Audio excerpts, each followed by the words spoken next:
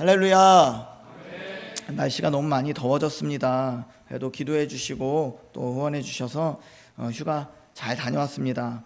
목소리가 깨꼬리 같은 목소리로 이렇게 등장해야 되는데 제가 한 2, 3주 걸릴 것 같아요. 그래서 제가 기운이 없어서 목소리에 힘이 없는 게 아니라 목을 아끼고 있는 거예요. 숨을 최대한 들여 마시고 소리는 작게 내려고 애쓰고 있거든요.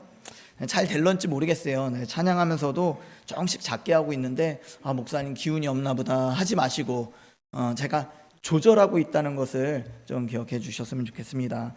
그런데 또 목소리가 탁성이 자꾸 들려서 불편하실 수 있는데 또 용서해 주시고 그래도 귀 기울여 주시면 감사하겠습니다. 한 주간의 삶이 어떠셨어요? 힘들진 않으셨어요? 나라는 또 경제는 어렵다고 합니다. 전쟁 가운데 있어서 또 뭐 기름값도 엄청 오르고 있고요. 여러모로 어렵습니다. 그럴 때 참 가정이 흔들릴 수도 있고 교회가 흔들릴 수도 있고 나라와 민족이 흔들릴 수도 있습니다. 외부적으로 참 어려운 일이 생기면 그걸 어떻게든지 극복해 보려고 또 에너지가 나오기도 해요.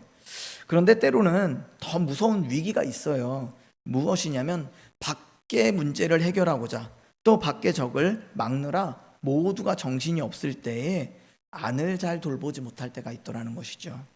느헤미야 5장이 바로 그런 배경 가운데 나타난 문제가 이제 발생되는 거예요. 예루살렘 성벽 공사는 열심히 지금 진행하고 있어요. 그리고 공사가 한창 중입니다. 이 사마리아의 총독이었던 산발랏과 암몬 사람 도비아는 계속해서 공격을 멈추지 않고요. 시시때때로 어떻게 하면 저들을 방해할까, 어떻게 하면 저들을 막을까 계속해서 궁리 중에 있습니다. 그렇기 때문에 느헤미야는 백성들한테 절대 경계를 늦추지 말라 하고요.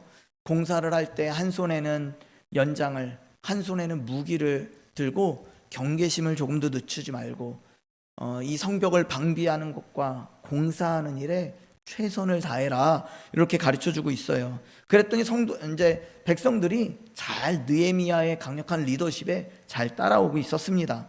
낮에는 성벽을 쌓고 밤에는 경계를 서고 그야말로 긴장을 늦출 수 없는 시간들이었어요. 그런데 바로 그때에 성벽 안에서 또 다른 소리가 들리기 시작하는 것입니다. 막 밖에서 너희들이 지금 하는 일이 무엇이냐, 반역을 꾀한다, 이 성벽을 세운들 여우가 올라가도 금방 무너질 거야 하는 그 소리 외에 안에서 다른 소리들이 나오는 것이죠. 대적들의 조롱보다 더 아픈 소리가 들리기 시작하는 거예요. 그게 뭐냐면 백성들이 고통 가운데 부르짖기 시작했다는 것입니다. 외부의 위협을 막기 위해 하나 되어 일하고 있는 줄 알았어요. 밖에서 볼 때는 일사불란하게 딱 되게 열심히 일하는 것처럼 보였습니다. 그런데 그 안에는 가난한 형제들이 같은 형제들에게 고통받고 짓눌리고 있었다는 것이죠. 성벽은 올라가고 있었는데 공동체 안에 마음은 다 무너져 가고 있었더라는 것이죠. 이것이 오늘 본문이 우리에게 던지는 질문입니다. 우리는 정말 함께 이 공동체를 세워가고 있는가라는 것입니다. 교회는요, 단지 일을 많이 하는 공동체가 아닙니다. 외부의 어려움을 함께 견디는 것만으로는 충분하지가 않아요. 교회는요, 은혜 가운데 사람을 세우는 것이에요. 그게 바른 공동체입니다.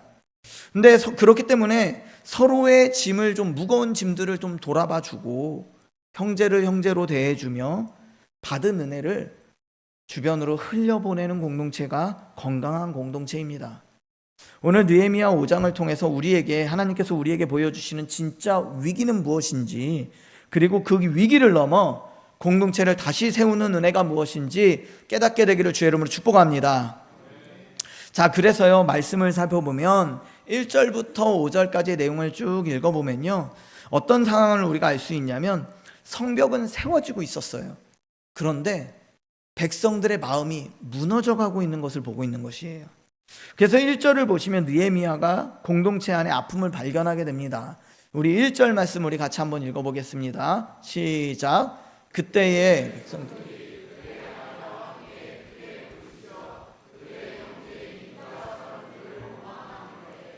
아멘. 자, 여기서 주목해야 될 게 두 가지예요. 첫 번째는 뭐냐면 남자들만이 아니라 아내들까지 지금 부르짖고 있다는 거예요. 이것은 가정의 삶이 어려워졌다는 것을 의미해요. 생계와 직결된 어떤 먹고 사는 문제에 이게 바로 문제가 생겼다는 뜻이죠. 그러니까 여자들이 이제 원성이 나타나기 시작한 거예요. 그리고 두 번째는 원망이 막 일어나는데 이 원망의 대상이 이방인이 아니라 자기 형제들에게 있었다라는 것이에요. 그들의 형제인 유다 사람들에게 원망을 쏟아놓기 시작했다는 거예요. 대적들 앞에서는 하나가 됐거든요. 그런데 어느새 보니 서로를 향해서 원망하는 관계가 되어버렸어요. 그래서 2절부터 5절까지 그 원망들이 어떤 원망인가 쭉 살펴보고 정리하자면 2절은요, 자녀는 많은데 먹일 양식이 떨어졌다라는 것을 의미하고 있어요. 그리고 3절에는 그 계중에 더 나쁜 상황이 흉년이 들었대요. 그래서 자신들이 가지고 있는 부동산들을 매각하기 시작한 거예요. 저당 잡히기 시작해서 빚을 내야 했다는 것이죠. 그리고 4절에는 또 중산층들에게서 보면 세금을 내야 되는데 세금이 너무 과중해서 내가 얻는 소득보다 세금이 더 커서 세금을 빚내서 세금을 내야 되는 이런 상황까지 오게 된 것이죠. 그리고 5절에 보니 더 심각한 상황은 자녀들을 종으로 팔아야만 먹고 사는 문제가 해결이 되었다라는 것입니다. 얼마나 비참한 삶이에요. 남들이 볼 때는 이스라엘 백성들이 정말 열심히 성벽을 잘 세워가고 있는 것 같아요. 그런데 그 안에 삶을 봤더니 자녀들을 내어 팔면서 또 그것을 형제들에게 팔아야 되는, 자기 동족에게 팔아야 되는 아주 비참한 삶들로 전락해 버렸다는 것이죠. 그래서 그 5절의 마지막 절규가 너무나 아프게 들리는데 우리 5절 말씀 우리 화면 보고 한번 같이 읽어보겠습니다. 시작. 우리 육체도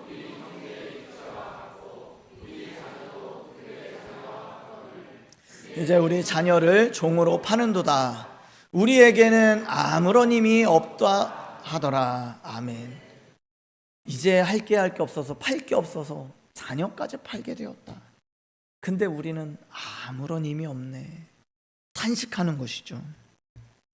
여러분, 믿지 않는 직장 동료가 힘들어할 때가 있죠. 쉬운 일이 아니에요. 매일 마주대야 되는 사람들이 자꾸 신앙을 빈정대고 또 교회 다닌다고 핍박하고 그러면서 하는 일마다 사사건건 딴지 걸고 방해하면 어려워요.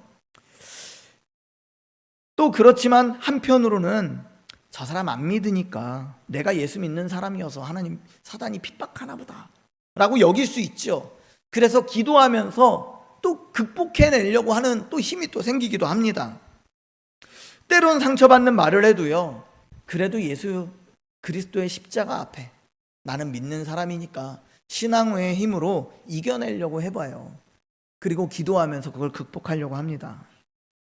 그런데 진짜 성도가 무너질 때가 언젠지 아세요?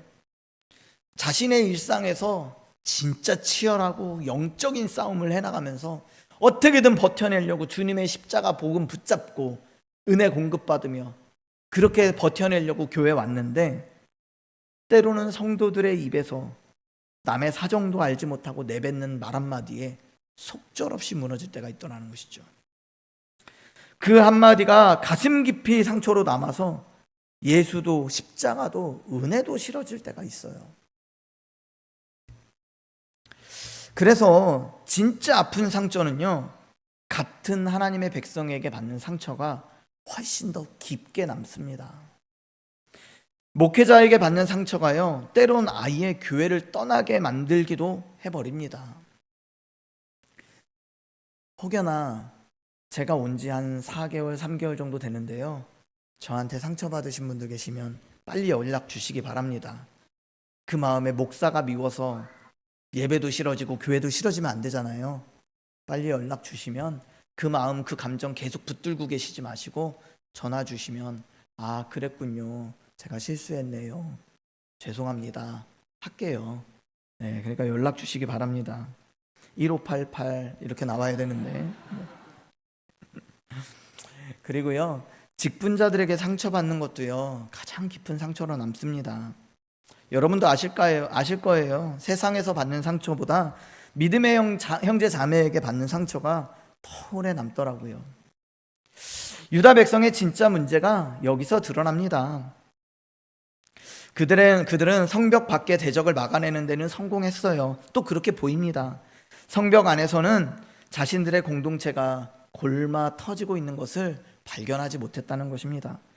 외부의 위협에 또 자신들의 목표에 매진하느라 내부의 위기의 소리는 전혀 듣지 못하고 있었다는 것이죠. 우리 원주 신일교회도 지난 시간 여러 어려움 속에서 공동체를 지키고 세워가기 위해 많은 분들이, 또 여기 계신 많은 분들이 힘쓰고 애써 왔습니다. 각자의 자리에서 기도하고 또 섬기고 인내하며 여기까지 걸어왔잖아요. 그런데 혹시 그 과정에서 누군가의 마음에는 여전히 풀리지 않는 서운함이 있을 거예요. 또 누군가의 가정에는 말하지 못할 짐들이, 무거운 짐이 남아있기도 할 것입니다. 그래서요, 성벽을 세우는 것보다 더 중요한 것은요, 그 성벽 안에 사는 사람들의 마음을 세우는 게 먼저예요. 교회를 세우고 형식을 갖추는 것보다 더 중요한 것은 성도들의 무너진 마음을, 상처받던 마음을 세워가는 게 더 중요하다는 것입니다. 오늘 우리 안에 감추어둔 원망과 상처가 있다면 그것을 억지로 덮어두지 마시고 주님 앞에 정직하게 꺼내놓으시기를 주의 이름으로 축원합니다. 교회 안에서 누군가의 말 때문에 마음을 닫아버렸고 열심히 섬기면서 그 자리에서 받은 서운함 때문에 뒤로 물러서고 서로를 향해서 형제요 자매요가 아니라 부담스러운 사람으로 여기며 피하고 있진 않느냐라는 것이죠. 오늘 주님 앞에서 그 마음을 정직하게 맡겨드리기를 다시 한번 권면합니다. 오늘 우리 주님께서 우리의 마음을 은혜로 어루만져 주시고 다시 서로를 믿음의 가족으로 바라보며 함께 세워져가는 믿음의 공동체로 세워가기를 또한 주의 이름으로 축복합니다. 두 번째는요, 진짜 위기가 어디서 오냐라는 거예요. 문제가 어디서부터 왔냐. 진짜 위기는요, 우리가 은혜를 잊어버릴 때 찾아온다는 거예요. 공동체 안에 아픔이 생기게 된 원인이 무엇이냐 하는 건데요, 그 원인은 경제적인 어려움 때문만이 아니었다는 것입니다. 이 느헤미야 공동체, 이 유다 백성의 공동체를 보면, 더 깊이 들여다보면 그들은 하나님께 받은 은혜를 잊어버리고 말았다는 거예요. 하나님께서 자기 백성의 은혜를 잊지 않도록 삶의 질서를 주셨어요. 그것이 바로 레위기 25장에서 나오는 희년의 법이거든요. 형제에게 이자를 받지 말 것을 명령합니다. 그리고 팔린 땅은 희년이 되면 원주인에게 돌려보내라고 합니다. 그리고 빚 때문에 종의 신분이 된 형제가 있다면 50년이 됐을 때 그 희년에는 자유를 선포하라고 그렇게 명령합니다. 이것은 단순한 율법이고 사회적 규칙이 아닙니다. 하나님께서 은혜로 구원하신 백성들이 서로를 다시 종처럼 짓누르지 않도록 은혜의 질서를 주신 거예요. 문제가 생겼을 때 예수 그리스도의 십자가를 바라봐라. 너희가 어떻게 구원을 받았는지를 기억해라. 어떤 값이 지불되었는지를 기억해라 라고 말씀하시는 것이죠. 그런데 유다의 귀족들과 관리들은요, 이 은혜의 질서를 짓밟아 버린 거예요. 같은 민족에게 높은 이자를 물려버렸고요, 형제의 자녀를 돈을 갚지 않는다고 종으로 삼아버린 것이죠. 이방인의 손에서 겨우 되찾은 백성들, 그 바벨론 땅에서 70년 동안 목매었던 사람들을 주님이 데려오셨는데 그들 사이에 다시 종으로 삶아버리는 그런 안타까운 비참한 일들이 일어나더라는 것이죠. 이번에는 자기 손으로 스스로 형제를 팔아버렸다는 것입니다. 예루살렘이 성벽을 재건하고 있는 유다 백성의 진짜 위기는 흉년이 아니에요. 과중한 세금도 아닙니다. 유다 백성이 하나님께 받은 은혜를 잊어버리고 이방인으로부터 구원받은 백성임에도 불구하고 형제를 형제로 대하지 못하고 바로 형제를 형제로 대하지 않았던 것, 그것이 바로 그들의 진짜 위기였다는 것입니다. 여러분, 우리의 위기도 다르지 않습니다. 우리의 위기는 재정의 압박, 담임 목사의 부재가 아니었습니다. 재정이나 성도의 수가 줄어드는 문제도 아닙니다. 우리가 받은 은혜를 잊어버릴 때 바로 그때가 교회의 진짜 위기가 되는 것입니다. 그것이 교회를 안에서부터 무너뜨리는 진짜 위기라는 것이죠. 자, 그렇다면 우리는 어디서부터 다시 시작해야 될까 하는 것이죠. 다시 복음 앞에 서야 합니다. 복음은 우리가 하나님 앞에서 어떤 사람이었는지, 무엇을 받은 사람인지를 기억하게 한다는 것이에요. 우리는 하나님 앞에서 갚을 수 없는 빚을 진 사람들입니다.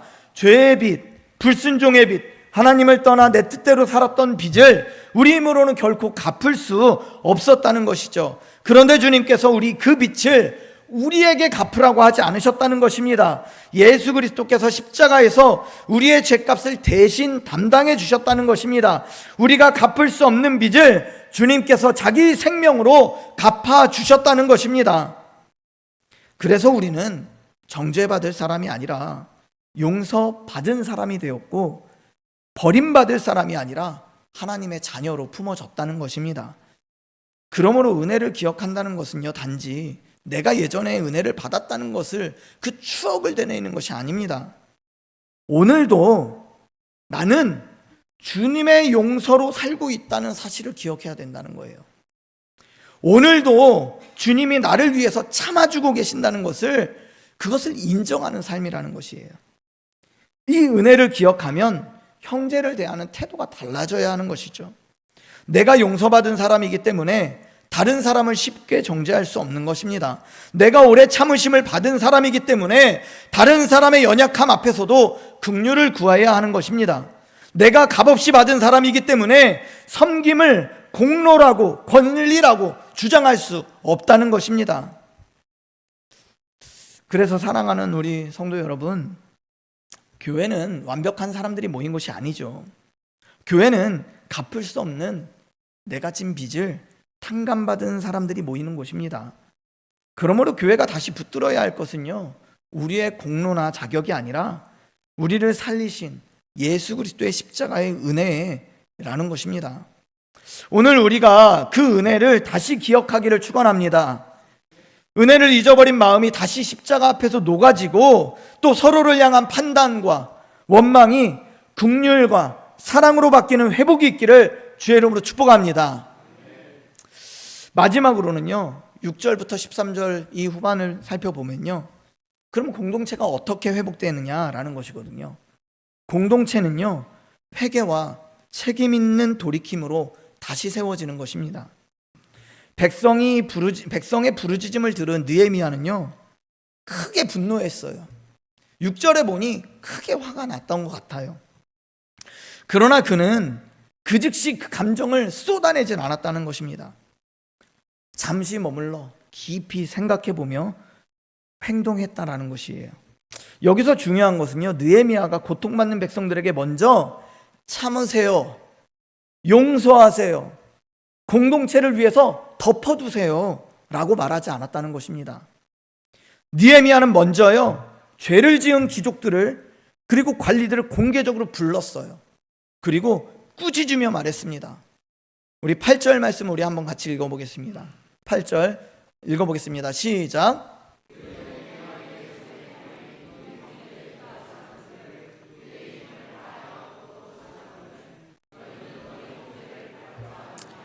더구나 우리의 손에 팔리게 하겠느냐 하며 그들이 잠잠하여 말이 없기로. 아멘. 느헤미야는요, 귀족과 관리들을 향해서 형제를 짓누른 죄, 가난한 자의 절박함을 이용한 죄, 하나님의 백성의 공동체를 무너뜨린 죄, 분명히 책망했다는 것입니다. 성경적 회복은요, 상처받은 사람에게 침묵을 요구하는 것이 아닙니다. 성경적 회복은요, 죄를 지은 사람이 하나님 앞에 서고 회개하고 하나님 앞에 책임 있게 돌이키는 데서 시작되는 것이에요. 그리고 회개는 마음으로 미안해하는 데서 끝나지 않습니다. 10절과 11절을 한번 볼까요? 10절과 11절 보면요, 저랑 같이 함께 읽겠습니다. 시작. 나와 내 형제와 종자들도 역시 돈과 양식을 백성에게 꾸어 주었거니와 우리가 그 이자 받기를 그치자 그런즉 너희는 그들에게 오늘이라도 그들의 밭과 포도원과 감람원과 집이며 너희가 꾸어준 돈이나 양식이나 새 포도주나 기름의 100분의 1을 돌려보내라 하였더니. 아멘. 느헤미야는 저당 잡은 밭과 집을 돌려주라고 하고 있습니다. 구워준 것에 100분의 1까지 더해서 그들의 마음을 돌이키기 위해 구워준 것보다 더해서 100분의 1을 보태서 갚아주라고 하고 있습니다. 이것은 회개에는요, 열매가 있어야 한다는 것이에요. 진짜 회개는 말로만 미안합니다 하고 지나가는 것이 아니라는 것입니다. 내가 무너뜨린 것을 다시 세우려면 책임 있는 행동으로 나아가야 한다는 것이에요. 그러므로 오늘 이 말씀 앞에서 누군가에게 상처 준 자리에 서 있는 분이시라면 은혜라는 말 뒤에 숨지 마시기 바랍니다. 십자가의 은혜는 죄를 가볍게 덮어주는 핑계가 결코 아닙니다. 오히려 십자가는 죄가 얼마나 무겁고 두려운 것인지를 보여주는 것이에요. 작은 죄라도 그 죄 때문에 우리는 지옥에 갈 수 있는 것이고요, 그것을 만회하게 하시기 위해 하나님이신 예수 그리스도가 이 땅 가운데 오셔서 하나님의 모든 진노를 감당하셨다는 것입니다. 가볍게 덮는 것이 아니에요. 진짜 은혜를 받은 사람은요, 자기 죄를 변명하지 않고 회개하게 되어 있습니다. 그리고 필요한 자리에서는 사람 앞에서도 책임 있게 사과하고 돌려주어야 할 것은 돌려주고 회복해야 할 것은 회복하는 자리로 나아가는 것이에요. 동시에 상처받은 성도님들에게도 권면드립니다. 그런 분들에게도 주님은 은혜의 길을 열어주신다는 것입니다. 주님은 여러분에게 아무 일도 없었던 것처럼 덮으라고 말씀하지 않는다는 것이에요. 그러나 상처와 원망이 여러분의 영혼을 계속 묶어두도록 내버려두면 안 된다는 것입니다. 용서는 가해자의 죄를 가볍게 여기는 것이 아닙니다. 그 죄에 대한 심판과 판단을 하나님께 맡겨드리는 거예요. 화해와 관계 회복은요, 죄를 지은 사람의 회개와 책임 있는 변화가 함께 있어야 온전히 이루어지는 것입니다. 그러나 내 마음이 미움과 복수심에 붙들리지 않도록 주님께 내 상처를 맡기는 일은 할 수 있다는 것이죠. 그 일을 오늘 시작하셔야 된다는 것입니다. 우리 원주 신익교회 성도 여러분, 우리 안에 혹시 회개해야 할 죄가 있다면 오늘 말씀 앞에서 피하지 마시고 돌이키시기를 바랍니다. 누군가에게 상처 준 말, 누군가를 무겁게 했던 태도, 직분과 영향력으로 누군가를 짓눌렀던 일이 있다면, 또 공동체를 무너뜨렸던 일이 있다면 주님 앞에 회개하시고 사람 앞에서 책임 있게 돌이키시기를 바랍니다. 또 우리 안에 오래 붙들고 있던 원망과 상처가 있다면 주님께 맡기시기를 바랍니다. 주님께서 죄를 지은 사람에게는 참된 회개의 은혜를 주시고 상처받은 사람에게는 미움에 매이지 않는 자유와 치유의 은혜가 있기를 주시기를 오늘 주의 성령께서 각 사람 위에, 심령 위에 기름 부어 주시길 주의 이름으로 축복합니다. 그렇게 회개와 용서가 함께 흐를 때에 우리 공동체는 다시 은혜로 세워질 수 있다는 것입니다. 회개와 용서가 함께 흘러야 돼요. 원주신일교회는 그래서 다시 은혜로 세워질 줄로 믿습니다. 우리 주의 성령께서 50주년 희년을 맞이하는 원주신일교회에 그 은혜의 희년을 선포하여 주시며 새 일을 행하실 줄로 믿습니다. 반드시 그렇게 될 줄로 믿습니다. 우리 사랑하는 원주신일교회 성도 여러분, 느헤미야 5장은요 우리에게 분명히 보여주고 있습니다. 공동체의 위기는 밖에서만 오는 것이 아닙니다. 성벽은 올라가고 있지만 사람들의 마음은 무너지고 있는 것입니다. 하나님께 받은 은혜를 잊어버리자 형제를 형제로 보지 못하고 서로를 짓누르는 공동체가 되고 말았습니다. 교회도 마찬가지죠. 우리가 아무는 많은 일을 감당하고요, 아무리 열심히 공동체를 세우고요, 아무리 이 성전을 삐깔나게 좋게 만들어놔도요, 상처받은 사람은 그 아픔을, 그 안에서 그 마음이 무너지고 있다면 우리는 다시 십자가 앞에 서야 하는 것입니다. 섬김은 공로가 될 수 없습니다. 직분은 권리가 될 수 없습니다. 형제 자매가 평가의 대상이 된다면 우리는 다시 은혜를 기억해야 합니다. 성경적 회복은 아픔을 덮는 것이 아닙니다. 죄를 지은 사람이 하나님 앞에 회개하고 사람 앞에서 책임 있게 돌이켜야 합니다. 상처받은 사람은 그 아픔을 주님께 맡기며 미움에 매이지 않는 자유와 치유의 길로 나아가야 하는 것입니다. 회개와 용서가 함께 흐를 때 공동체는 다시 은혜로 세워집니다. 말씀을 마무리하려고 합니다. 원주 신일교회가 맞이한 이 희년은 단지 50년이라는 그런 숫자가 아닙니다. 하나님께서 우리에게 다시 은혜를 기억하라고 주시는 부르심입니다. 성벽보다 마음을 세우는 교회, 일보다 사람을 귀하게 여기는 교회, 공로보다 은혜를 붙드는 교회, 회개와 용서가 함께 흐르는 그런 교회가 되기를 주님 축복합니다. 오늘 주님께서 우리 가운데 참된 회개의 은혜를 부어주시고 상처받은 심령에게 치유와 자유의 은혜를 부어주시고 우리 원주 신일교회가 받은 은혜로 서로의 마음을 다시 세워주는 그런 희년의 공동체가 되기를 주 예수 그리스도의 이름으로 축원합니다.